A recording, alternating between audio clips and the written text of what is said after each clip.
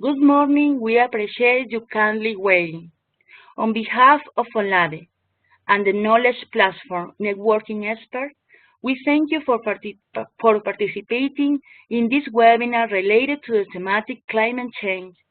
We will address the subject Clean Energy Solutions Center initiative in the Caribbean region with Carolina Peña Alarcón as presenter. Carolina Peña provides policy assistance to governments through the Clean Energy Solutions Center. She has experience in international development and sustainable energy planning. She works closely with a network of clean energy policy experts and international partners to implement targeted assistance and share best practices. Carolina has helped to strengthen environmental governance toward low-carbon economy development in more than 30 countries. Carolina has also spearheaded a regional energy program with the goal of increasing the interest and the knowledge of young students and motivated them to become tomorrow environmental leaders. Carolina has also a Master in Environmental and Energy Management from George Washington University.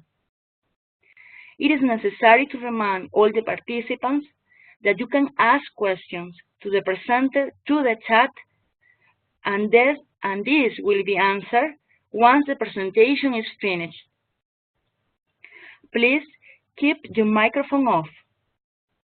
And we would like to also remind you that this webinar is being recorded and will be available on the webpage expertosenred.olade.org in the next few days. To start the webinar today, we give the most cordial welcome to Carolina Peña. Many thanks, Carolina, for being here with us. We will really appreciate you are here with us today. Thank you so much. Thank you, Marisol, for the presentation and introduction, and thank you all for registering for this webinar that I'm planning to share with you the work that I have been doing with the Clean Energy Solutions Center. So let me confirm that I believe that you have in the screen the presentation. Perfect. Yes, we see it. Okay, so as I was mentioning, I just want to share with you the work that the Clean Energy Solutions Center has been doing since 2011. Just to have a table of content of what I want to be talking, I want to be presenting an overview about the creation of the Solution Center, which comes to the Clean Energy Ministerial. I want to share with you how countries or governments are able to make requests for technical assistance to the Solution Center.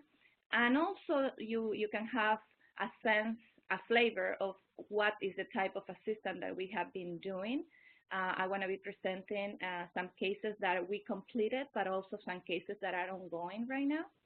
And also the work that we have been doing in providing capacity building with different audiences, like this one, for example, with OLADE, and also the partnerships and the collaboration that we have been doing with different stakeholders in the clean energy business. And the last session is going to be receiving your feedback and any type of inquiries or questions that you might have on the provision of the presentation that I will give you now. So let me see. Okay, so here we go. So as I said, I want to give you an overview of what the Clean Energy Solutions Center comes from. Basically, it was launched in 2011 within the framework of the Clean Energy Ministerial. So probably some of you don't know, but the Clean Energy Ministerial is a high-level global forum to promote policies and programs and share lessons learned, best practices, and encourage the transition to a global clean energy economy. Members of this Clean Energy Ministerial are 25 countries, including also the European Commission. And the coverage of the Clean Energy Ministerial is that the 90% of the investment in clean energy is part of this, and also the 75% of the global emission of greenhouse gases. And the recent members to the Clean Energy Ministerials in the Americas has been Chile about 2 years ago. So the building blocks of the Clean Energy Ministerial, it is a voluntary and collaborative initiative, which has a focus on the real world actions and implementation about the different members, and also the assistance that is given to governments in the emerging and developing countries. And it has a great engagement of stakeholders in the government, but also on the private sector.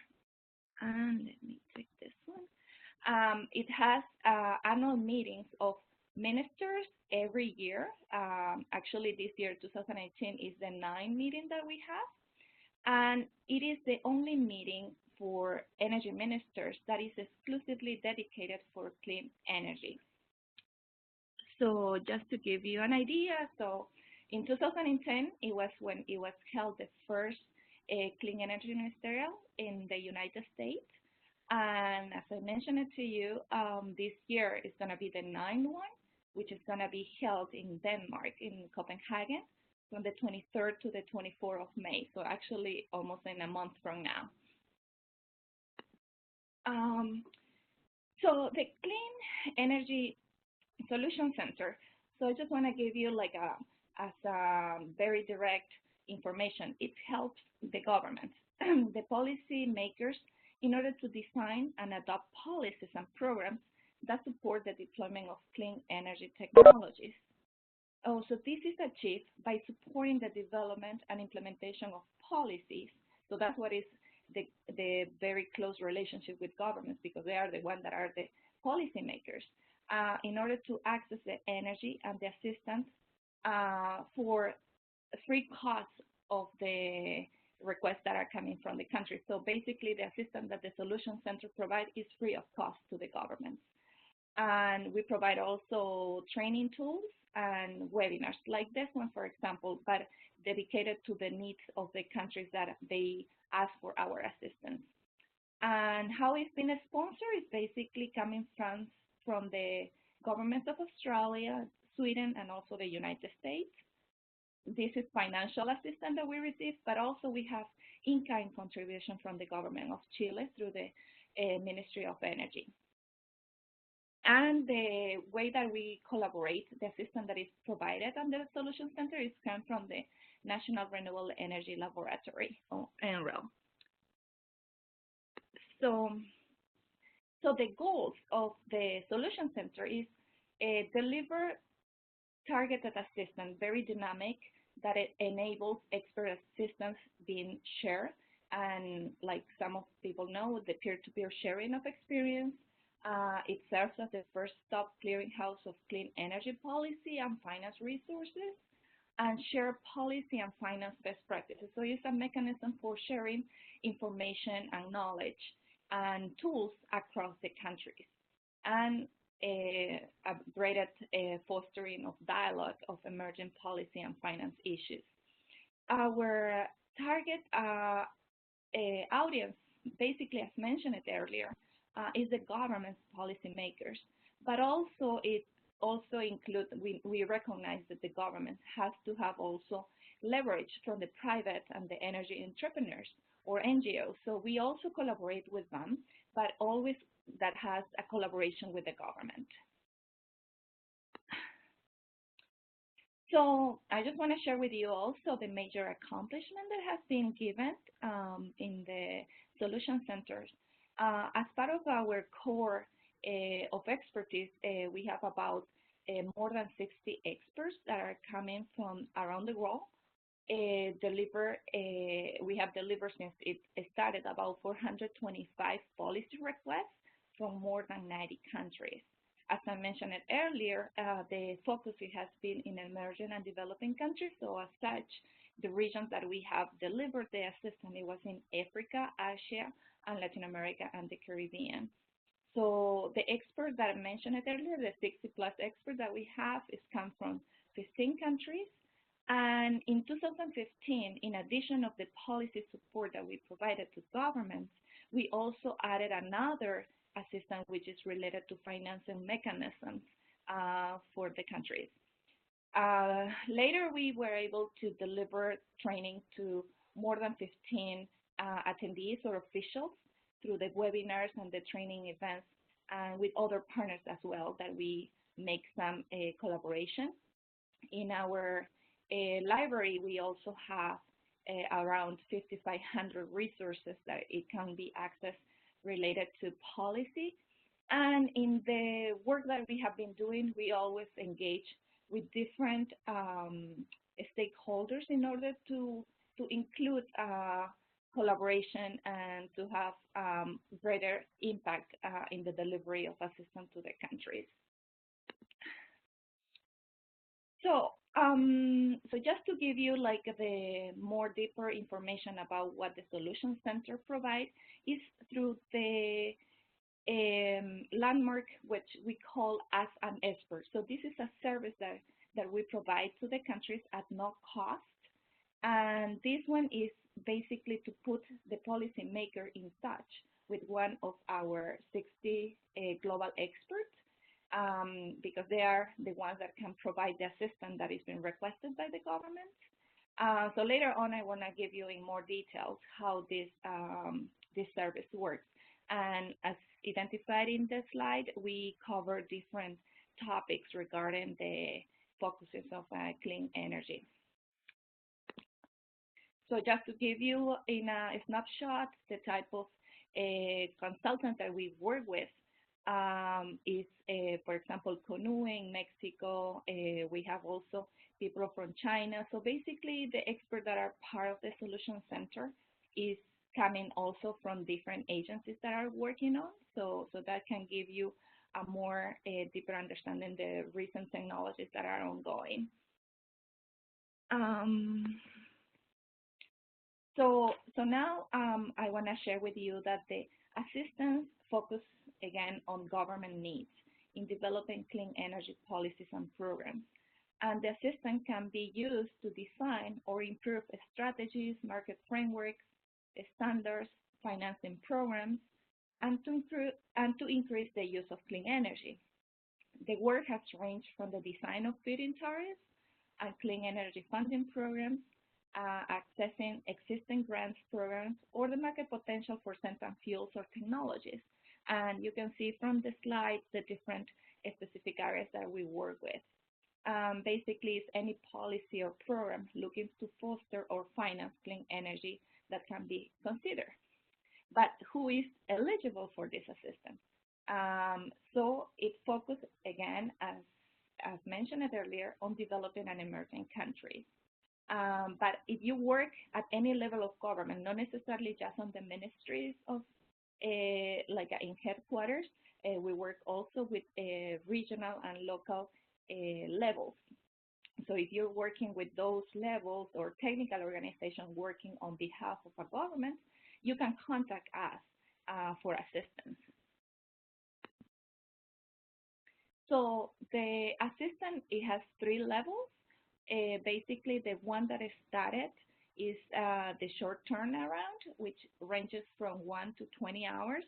And the 10% of the requests that we have worked with comes to this level.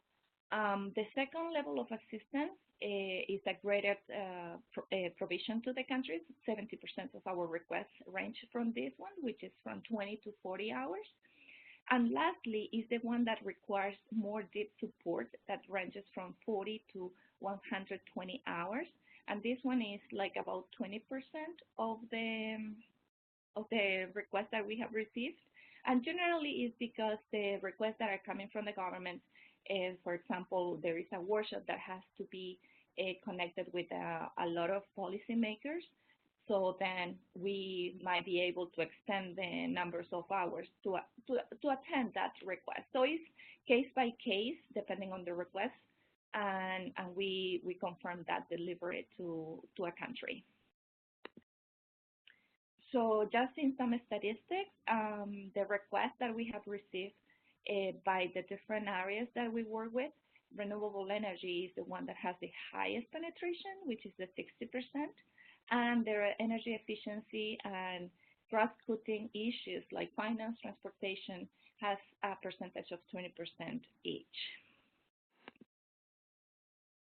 And the webinars attended by region, we have a variety of them. The majority is come from Europe and also from North America. So we hope that we can increase the number of participants in our region, so they will be able to know like a more what the Solution Center has. But so far on the webinars, we have majorly by Europe and the United States. So now I want to share with you how the process of making a request to the Solution Center is. So the first step is that is make the request. So it's basically the government make a request either by the Solution Center website. Actually, on the screen you can see a screenshot from the application in the website, and also it can be given by email. At the end of the presentation, we will share the email address that you can submit, or also in person. Sometimes when we're having workshop, if you find us, you can make the request and we can initiate that. The government can initiate that request. So the response to the request is very quick. We respond within 2 working hours. And once that is being approved, that request for technical assistance or financial assistance is being approved, the lead of the Solution Center is the one that identifies who might be in the pool of experts might be able to address that request. So that makes the matching between the expert and the request that has been given by the government. So once is that identified, and a scoping call is being facilitated by the Solution Center lead, the expert, and the requester in order to identify the details and also the scope of work in order to confirm what assistance has to be given. So later on, when the work is been defined and what is needed to be done, the experts work directly with the requester in order to make sure that the needs are being delivered and met, the results that are expected. And later on, the Solution Center experts monitor in the whole process through the intervention in order to ensure the quality of the service that is being delivered. So once the assistance has been provided by the expert, is the way that it's being presented is either a guidelines or a report, or sometimes governments require a PowerPoint presentation so they can present that to their cabinets or to stakeholders. So it is something that during the scope call is being identified what will be the way that the requester wants the product or the request being delivered. So after that is being completed, we request the requester that a survey feedback has to be provided in order to know how the assistance has been given. And also we try to get some quotes of how the value of that assistance has been given. So later on, after 6 months, we make a follow-up of how that has been done in the country, like the request that the Solution Center provided, in order to know like if it was something that it's engaged for something that it can become a second request. So that comes the last step that I am sharing with you about the process, because sometimes one request can lead to a second or maybe a third. So there's not a limitation of the number of requests from countries.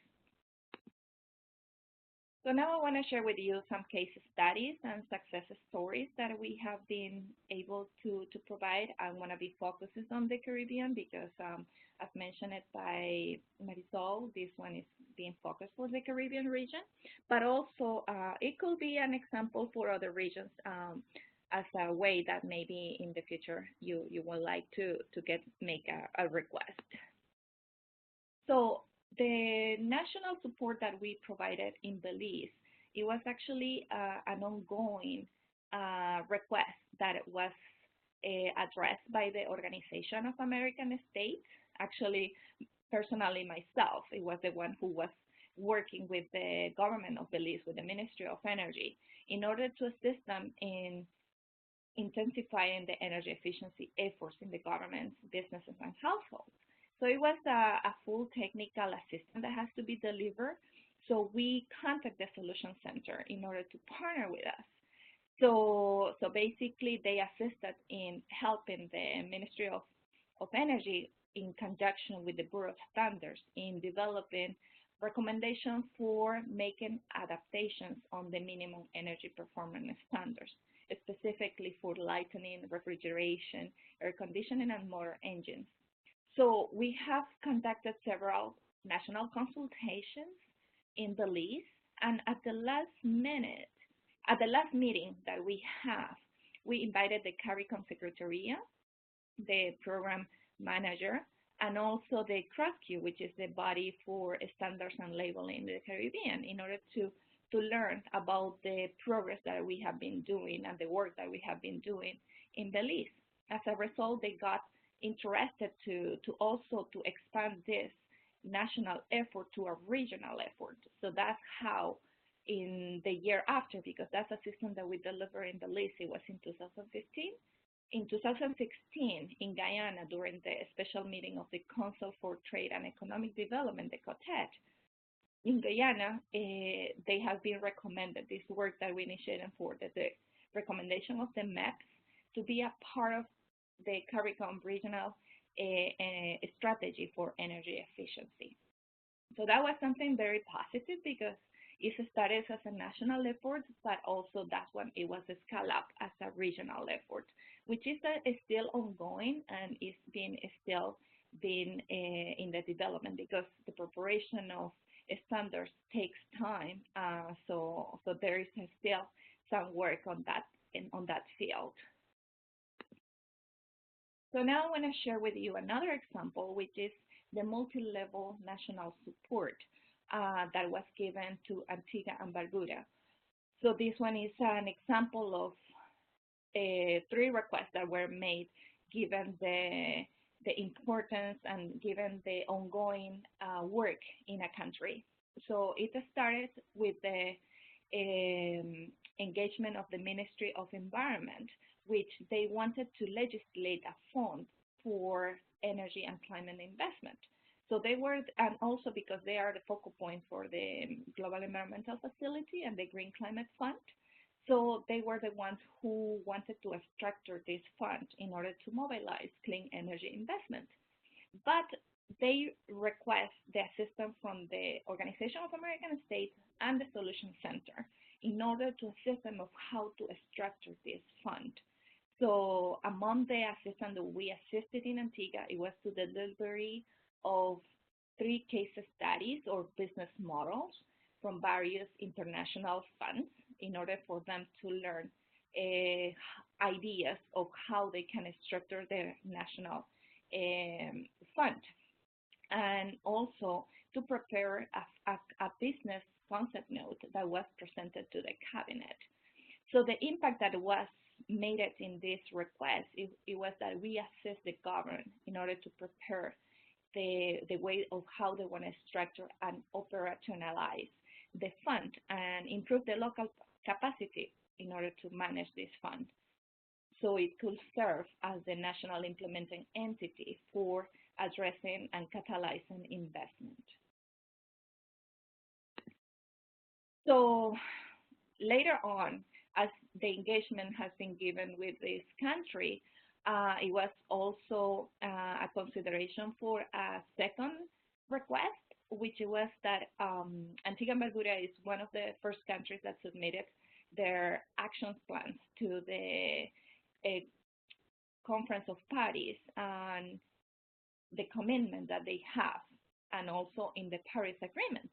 So as such, they request the assistance from the Solution Center, which partner with the U.S. State Department in order to conduct a modeling of the various energy sectors using the LEAP modeling tool, and also to identify potential programs to assess the emissions impact of each proposal.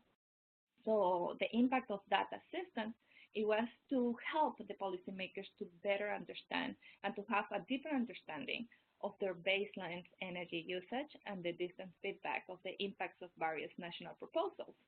So this way, the government might be able to prioritize who are their pending commitment and also to identify upcoming investment opportunities. And lastly, the other request that was given, which is kind of a follow-up of the first one, it was to assist in the implementation of the SIR fund, which it was in the development of the request for proposals, and help that with the Caribbean Development Bank. That was a coordinated effort in order to develop customized request for proposal for large set of solar electric projects. So the result of that assistance, it was that we assisted the government in order to identify 15 PV projects for schools and community centers across the islands. So upfront request for proposal work was improved and to identify also quality projects and also expand the installed capacity locally in the islands. So those were the examples of assistance that we deliver and that we were able to get the impact. So now I want to share with you the ongoing assistance that we're working right now, and I want to share with you the work that we have been doing in a sub-regional level. So basically, we are assisting the Organization of Eastern Caribbean States in two requests. So the first one is that the OECS, the Secretariat, intend to increase the renewable energy penetration to further their efforts toward becoming energy independent using clean energy technologies. And of course, energy storage is becoming increasingly important to the energy supply chain. So there are many forms for energy storage and storage strategies that might be applicable to the needs of the Caribbean people. So through this request and the approach that the OECS is considering and request the assistance to the Solution Center is seeking to improve the knowledge of energy storage systems for increased renewable energy use. So basically, the overall aim is to gain insight in recent technology developments, best practices, examples, and to have a basis for decision in favor of sound and sustainable economic development. So, as I said, this is an ongoing effort. It is as we speak in the development. So what we are expecting the result to be given once this assistance is being delivered is to improve the knowledge, considering the cost, the benefits, and the possible risk of energy storage systems to support the sustainable economy in the OECS countries, and also to provide recommendations for an energy storage strategy and to diversify the transition to an clean energy in the Eastern Caribbean, and also to identify of possible case studies for incorporation of the storage in the OECS. And the expected time of work for this is about 4 months. So this is something that we're going to be studying actually this month. So we're hoping that in 4 months we're going to have the results of this. So the next request that has been submitted from the OECS is that the micro, small, and medium enterprise sector accounts for the majority of private enterprises in the Caribbean and contributes more than 50% to the GDP, the gross domestic product, and employment. So this is a very important sector which contributes significantly to female employment, poverty reduction, and social stability. So within this OECS context, the relatively high cost of electricity that they are having right now can result in high operating costs for these companies, so for these enterprises. and also might reduce their overall competitiveness of the sector. So basically, the mainstreaming of renewable energy use will result in a number of the micro and small medium enterprises taking advantage of both renewable energy but also energy efficiency to optimize their operation. So basically, what we helping is to increase the understanding and also to identify what are the energy profiles of these enterprises in the OECS. To increase the integration of the principle of environmental energies to contribute to economic development, and also to the expected result is to improve the policy framework for renewable energy uptake by this target audience, and hopefully also to provide a guideline for better integrating the renewable energy into these micro, small, and medium-sized enterprises. So the work of this request is also ongoing and is expected to be last for 4 months. So lastly, this effort that we're doing is something that the CARICOM Secretary is trying to engage different players, different actors, the Organization of American States, the World Bank, and the Renewable Energy Efficiency Partnership in coordination with the Clean Energy Solutions Center in order to assist in the Caribbean Sustainable Energy Roadmap and Strategy, the CSARMS, in order to interface with policy and decision makers to understand where there are priorities and gaps on use and availability and access to energy information, so we can have a better synchronized way of implementing projects.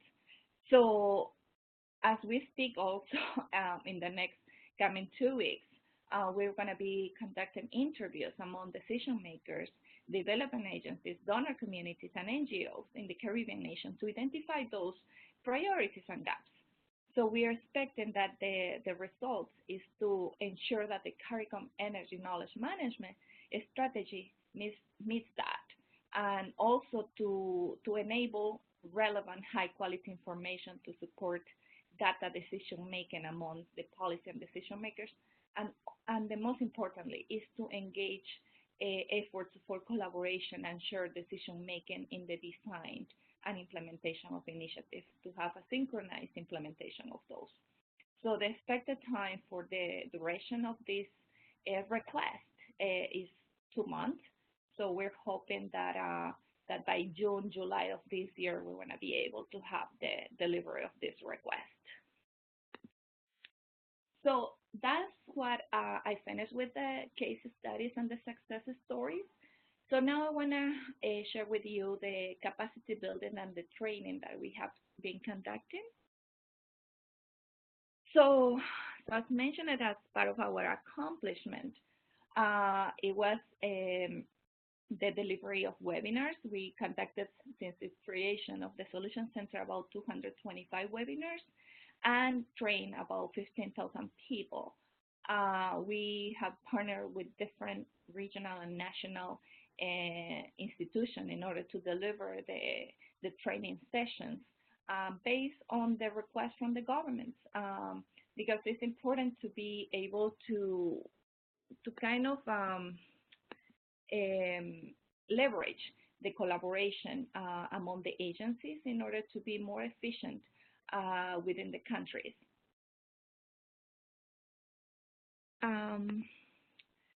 So the webinars across the country so far from the last year, like since March 2017 to February 2018, we have delivered about 40 webinars, and more than 3,100 attendees participated.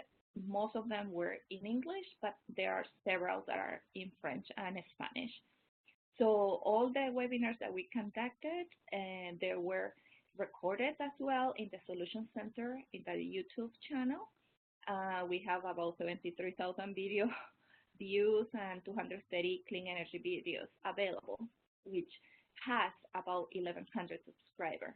We include a lot of partners for the delivery of the webinar, like the Sustainable Energy for All, Mission Innovation, the international cooperation from the government of Germany.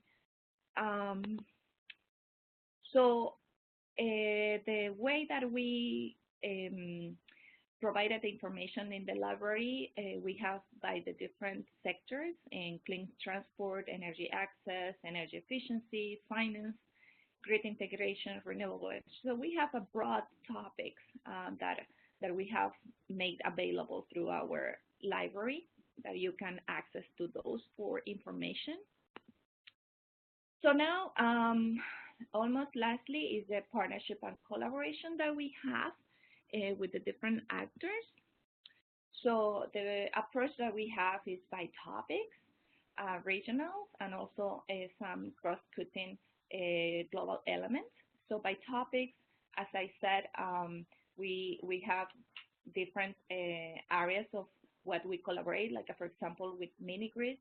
We work with the Global Alliance for Lightening and Access to Energy, or Global LEAP, which this is an energy access initiative of the Clean Energy Ministerial, the same as the Solution Center, which is led by the U.S. Department of Energy. And the Global LEAP has been launched as a commitment to the Sustainable Energy for All campaign, and its program and initiatives support the growth of sustainable commercial clean energy access markets through the developing world. So depending on the topics, we are able also to leverage the system that we have with other initiatives that are under the Clean Energy Ministerial. And also this work has been engaged directly with the regional institution or initiative called Power Africa, which brings also technical and legal experts and private sector and governments around the world to work in partnership to increase the number of people with access to energy in Africa. So as I said, like from different topics, we are able to leverage that with different initiatives that are working in the same area, so we can have a greater support for the delivery of the assistance in the government. So by region, we have also identified different partners, like for our region, the Latin America and the Caribbean. We work with the CARICOM Secretariat, the Caribbean Development Bank, the Inter-American Development Bank, the Organization of American States, or the Organization of Latin America, and also the World Bank. So basically, we identify who are the key players working in the regions, so we would not be able to leverage the resources.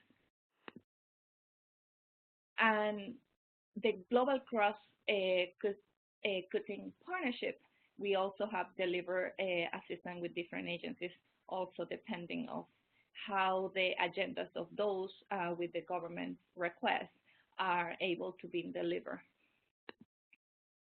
And regarding to capacity building and outreach and webinars, as this one, as I mentioned earlier, with the Latin American Energy Organization, we're trying to also deliver information and share knowledge and also technical assistance to government. So we partner with different agencies on this.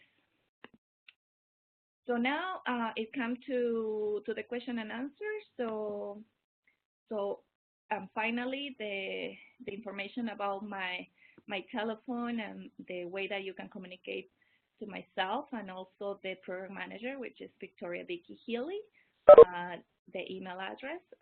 So you might be able to also make your request through this website. There is a minor mistake, like AT is not correct. It's http cleanenergysolutions.org.expert in order to make your request. So with that, it concludes my presentation. Thank you so much, Carolina, for this super clear presentation that you have shared with us today. In this moment, we are going to give some minutes to our participants in order they can write their questions in the chat.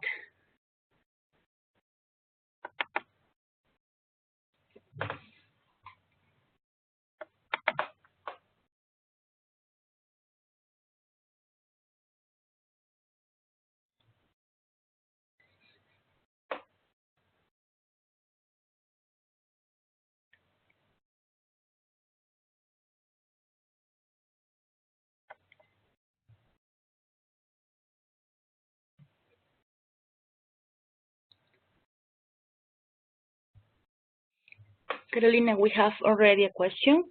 Is there a level of authority specific required for the person making the request to the Clean Energy Solution Centers?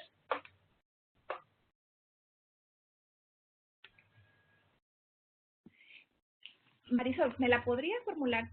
Can you make the question again? I'm so sorry, I was thinking in Spanish. Don't worry.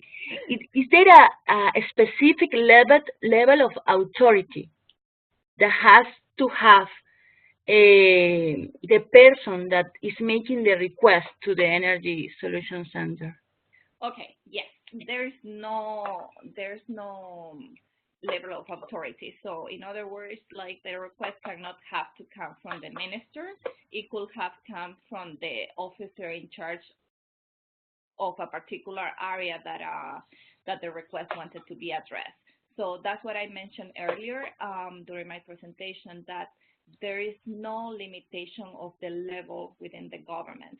And also, we have some requests that are coming like from the academia, that they are working on developing a program for solar energy. So if this one is something that is coordinated with a government, that they have the support from the government policy, we might be able to do it. So that's why we said that we have the main target audience is the government in different levels, like it could come from the local government, and also it could have been the secondary target, which it might be either a private sector, the academia, or an NGO, but it has to have some sort of support from the government, because at the end of the day, the requests have to have a policy flavor, a policy support. Thank you, Carolina.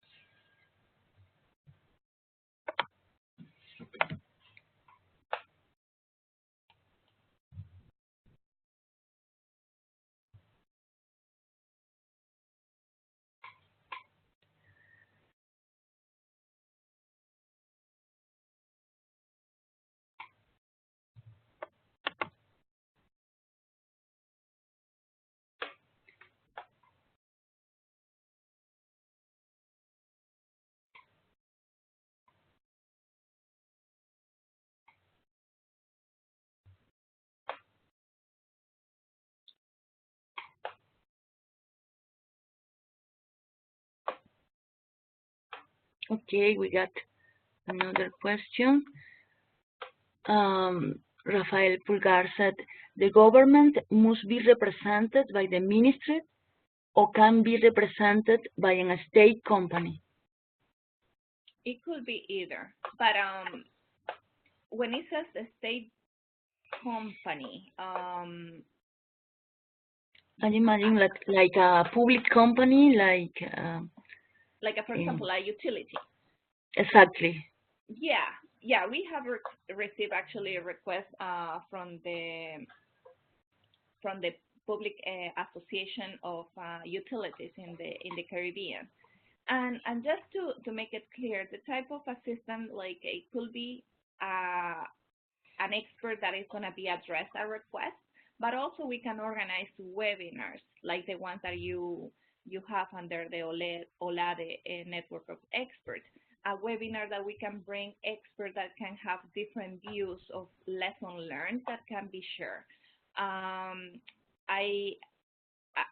In the presentation, I think that there is the link of our website, and later on I can share with you in the chat the website of the Clean Energy Solution Center training webinar, so you can see the type of webinars that we conduct, and if there is a particular area that is not being addressed, we can organize that and identify the experts in order to facilitate that need from a government or a state agency.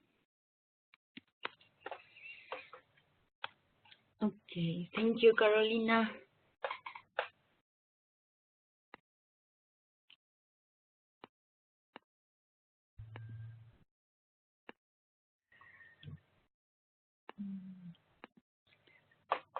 So I just put it in the chat site, the link of the training, so you can see the webinars that we have conducted.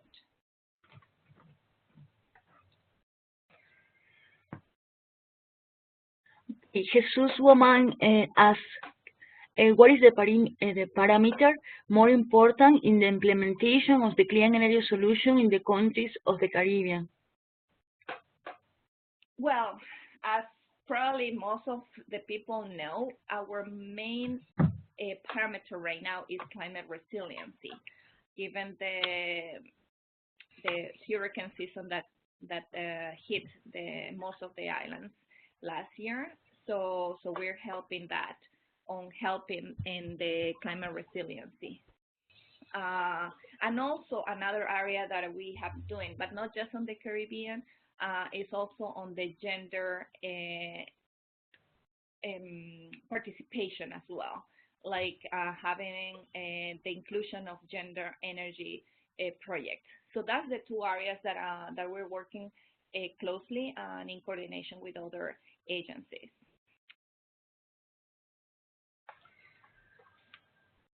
Thank you, Carolina. Rafael asked, does the public academic represent the government or not? I mean, the public universities can get contact with the Clean Energy Solution Center for help? Yeah, we can analyze that request and we can see the type of request coming from because I believe that it's going to come from one of the universities. So we can evaluate that. As I mentioned, the secondary target audience of the Solution Center is the academia as well. So, and generally, my experience, especially given in the Caribbean, we work very closely with the University of West Indies and the University of Technology in Jamaica. So that's something that we could explore.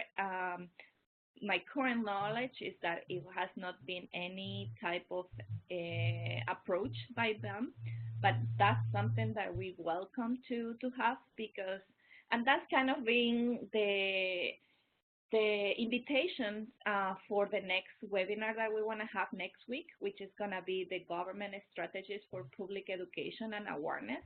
And we believe the academia play a big role on this, like having the engagement of the knowledge and the information given to the students, because at the end of the day, they are going to be the future professionals. So, and this is something that the governments have to be also to be engaged with, because they are the ones that develop the policy, but also during the implementation, it is a great support to have involved other sectors, and the academia, I don't have a doubt that they are playing a big role on this.